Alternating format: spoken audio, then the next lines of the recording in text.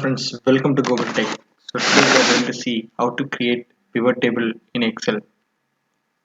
So most of the queries which we have received from our survey form is based on Excel things. So that's why we have decided to put our video on Excel series. So in this video we are going to see how to create a pivot table. So before going to a video, if you are not subscribed to our channel, please do subscribe and share to your friends. Come, let's start with the video. So to get this sample data, if you go to Google and if you check for sample data download, you will get n number of data. From there I have downloaded some sample data which is completely related to sales. For that I need to create a pivot table.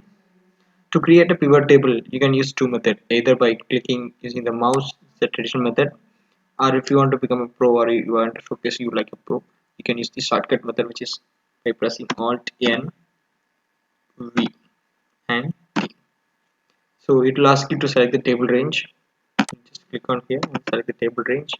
But if you have already somewhere clicked on this particular area, whichever the data is there, it will automatically select the data. So just press on Alt N V and T. So it will create the data. You can see the data whichever is available, it's already selected over here. I prefer to select always new worksheet to create a pivot data. Just click on this OK. You can see the new sheet is created along with the pivot table options. So now I just want to see city wise sales, how much has the amount I have created got for each city.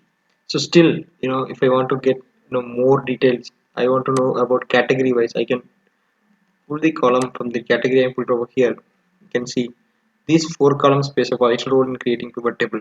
One is for filter, columns, rows and values. So this will retrieve completely of the values whichever is there. So if you want to remove this value, you can see only the data is there, but to get the values you just need to put those things into the values column. So now you can see there is a value added over the pivot table, and now you can see each region wise what is the sales we have got. Now based on the city we receive, suppose if you want to filter it based on the region wise, you can just drag that region and put it over in the rows. You can able to get the values over here.